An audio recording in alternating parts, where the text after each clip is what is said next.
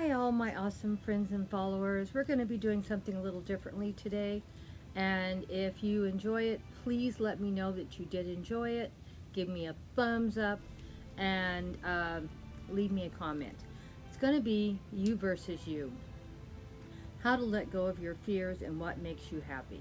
Now, when I started doing YouTube, I started doing it about a little over 6 years ago. So I've been doing it a long time. So when people see my numbers, they think, "Oh, she must be great." Well, I've been doing it a long time. My numbers should be up there for that many years I've been doing it. But really, for how long I've been doing it, they're not all that great, and I know it.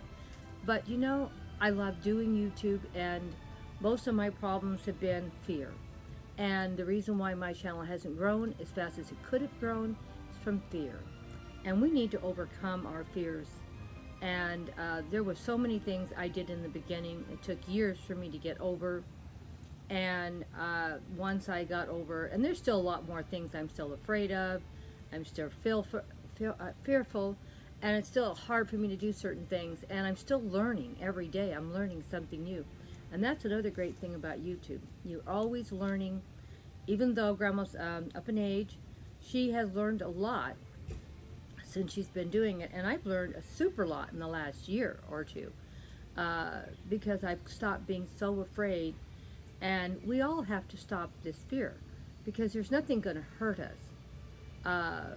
Maybe we feel like people are going to criticize us because we're doing something incorrectly, or we don't do it quality wise. And most people that watch YouTube love us for what we are. And if they want to watch super videos that are full of all kinds of little tricks and stuff, they'll go watch those channels. If they want to watch someone that's down to earth, they'll watch those channels. So don't ever be afraid of that either, because that you just can't be afraid. Okay, be happy. Be happy with what you put up. Now, you don't have to put up every single thing like everybody else. I try to work on what I'm putting up and try to improve what I'm putting up. So that's what I try to do. I did shout outs for, I don't know, maybe 6-8 months, and I wasn't happy with how they looked, and I kept working on them. Now, I'm not saying my shout outs are great. I'm just saying I'm happy with it.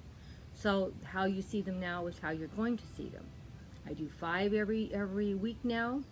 I try to pick up shout out people that I have watched their channels, or I've been impressed by their channels, or there's something about them I love. Some of them I've been watching for a long time, and there's no reason why I shouldn't have been giving shout outs all along. I just wasn't doing it. And because in the beginning I didn't like how they looked, so it made me not want to do them even more. Now that I've got it to where I like it and I'm happy with it, now it's not hard to put them up. It really is a pleasure. It's just basically trying to figure out what 5 people are we going to talk about this week. That's really what it is. And sometimes it's hard because there's so many awesome followers I have and creators out there I have, and I just love talking about them because they have awesome channels. And then I try to help YouTubers that have small numbers. Maybe if I can find someone that's got, say, 25 or 100, you got to have some videos. I can't talk about channels that have no videos. Come on. I have a couple that want me to talk about them, and they have 1 or 2 videos, and I have to have more than that. And but if I see people are really trying to build their channel, I mean, it took me, I bet I didn't have, in the first year, I didn't have more than 25 followers that were following me. And sometimes I would get maybe one comment in the comment section the first year.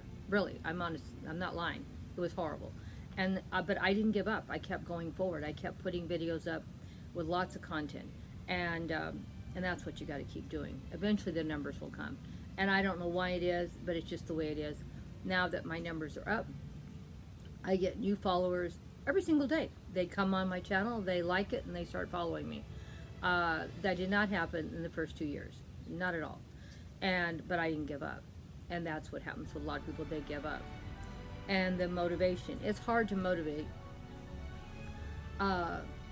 sometimes when things are not going good, but you have to tell yourself where you want to go, make plans on what you're going to do for that year, even if they don't work out. It doesn't really matter. Failure is not failure. Failure is learning what you're doing wrong. And so you have to think of it that way. I did a lot of things wrong in the beginning, and I did a lot of things that just weren't appreciated. Because I look back at some of those videos, and I can't believe that I put them up. I can't believe that I put it together, and people didn't even care. They didn't even look at the videos. And it's very discouraging. It's hard to keep yourself motivated. But you can't give up. But keep in mind, those videos that I made 5, 6 years ago are still up there. So if somebody wants to go back and look, and I have went back and looked, and those videos that had no comments, no views, now have comments and views because of you going and checking out what I did in the past. I have like 300 videos up or more of fairy gardens. And that's where I really love is my fairy gardens. And I put a lot of money and time into them, and it was very discouraging. But I didn't give up. And that's what a lot of people do when they have YouTube channels. The first year is the hardest year usually, and people get discouraged, or they hear about, oh, you can get 100 views, 100 followers in a month. Well, I'm sure it's possible, but most people don't have that. And so when you don't get it, you want to get discouraged. Now, Grandma never thought that was going to happen, so she didn't get discouraged over that. So there was a lot of things that would bother other people that didn't bother me because I never thought it was going to happen like that anyway. So that wasn't that bad for me. And then I had a calling to do YouTube. Oh, I don't know that I had a calling of any kind. I just, for whatever reason, I just started doing miniature gardening. I saw a magazine once that had miniature gardens, and for some reason, I said, I want to do that. So then I started doing it, and to keep myself motivated to keep working on more miniature gardens, I told my granddaughter I wanted to do YouTube. And she thought I was out of my oven living mind, I'm sure. And she says, Grandma, you understand, if you do this, you're going to have to do something every day. And I said, well, I can't do that. I don't have the money or, the ability to put that much content up. I said, I can do one a week. And she said, well, okay. And so, believe it or not, for 5 years, she helped me, and my grandson helped me also, putting content up on blogs and on YouTube. And eventually, like all things, they had to move on with their lives because they're old, and not old, but I mean, they're in their late 20s and early 30s, and they had jobs, and it takes a lot of time to be putting stuff up every single week. So I just, for whatever reason, I really like doing it. And it isn't because I'm going to make money from it. It's not because of, I don't know why I like doing it exactly. I just know I do. Now it's easier to do it now, even though it's been, 6 years. And why is it easier? Because now I have people that actually are following me, leaving me comments, and that's, I guess, my reward for staying in there, that you guys are out there and you're following me now. And so it makes it easier now than it used to. And also because now I have a lot of supplies that I didn't have in the beginning, and when you have a lot of supplies, you can build and do stuff that don't cost you hardly any money. I mean, I also let you know how much I'm spending on every project I do. And you'll notice sometimes the projects will be free, under $5, and you'll say, how could you have done it this for that? Because I already had the product. I already had all these accessories. I didn't buy them just to put this up. And when I get done shooting what I'm going to shoot, I pack stuff away or put it away until the next video. And that's how I can put up so much content now and afford to do it on a limited income, because most of the stuff you see I already own and have. A lot of stuff I don't join in with because I don't have the stuff and I don't have the money. And so, but for me, I love YouTube. I don't know why I love it so much, but it takes up and gives me a lot of joy. And I love watching all your videos to get more ideas, to put up more content. Because to put a lot of content up, you got to get a lot of ideas. And I like to borrow a lot. Fear. Fear was one of my biggest holdbacks on my channel, because I did not put up my own videos for 5 years. And when I started putting up my own videos, I know it's going to be hard to believe. That's when my channel grew. It's growing, consistently growing. Every month it's consistently growing. Because I'm putting my own videos up. I'm deciding what I want to put up. I'm not really asking anyone, do you think it's a good idea or not? I mean, I guess I shouldn't say it quite that way, because I do have friends that I've made on YouTube that are real friends, and I'll ask them about feedback, and they do give me good feedback, and so that's also another reason. But it's really between me and myself. I have to decide what I want to do, and I need to really work hard on trying to improve what I'm putting up. And but I am growing, and my abilities are growing, and I'm in my 70s, so that's something else. Sometimes people think, well, we're too old, we don't have any money, we can't do this, we can't do it. Stop letting those fears get in your way. You decide what you want to do, and then you figure out how you're going to do it. That's the most important thing about doing YouTube or anything. You figure out what you really want to do, and then you figure out how you're going to do it. And you don't have to start out putting up a video every day. It would be advisable to at least do something once a week. So you need to think of, before you start doing it, what you want to do. Don't let fear get in your way, and make some kind of a plan for 4 videos to start your first month out. And you don't need a lot of expensive equipment to put videos up, even though people will tell you all these things you can do. I shoot all of my videos from my tablet. I put my videos up on my tablet. Now, I realize I could do the same thing with my phone. I do realize that. But Grandma's old. She can't really see what she's doing on her phone. That's why when I first started out, I had a nice camera. I had a Canon camera. And I did shoot maybe the first year. I did it on my camera. I don't know how long I did it on my camera, but I quickly learned that the camera wasn't working for me, because that screen was so small. I couldn't really see what I was always shooting all around, because when you're shooting, you want to shoot the whole scene, and you want to see what you got there. And so the camera made it hard for me too. The tablet's plenty big enough. If I shoot something I don't want to shoot, it's because it's my fault. They can't use the excuse, and I've gotten better about zeroing in on my subjects, whatever I'm going to shoot. And I've gotten better about doing a lot of stuff. But you only get better by doing.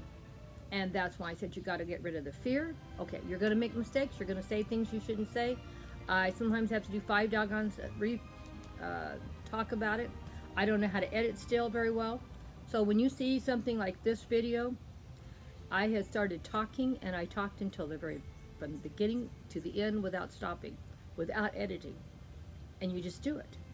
And that's it. You get over your fears, you work forward, and you'll get better at it. Being on the front of the screen, that was the hardest thing I've had to do, the hardest thing. And one of my friends on YouTube said, Sandra, if you want to grow your channel, you're going to have to get in front of the camera. And I said, well, I can't do it. I just can't do it. And I had a horrible time talking in the beginning. But as you can all see, I have no trouble talking now.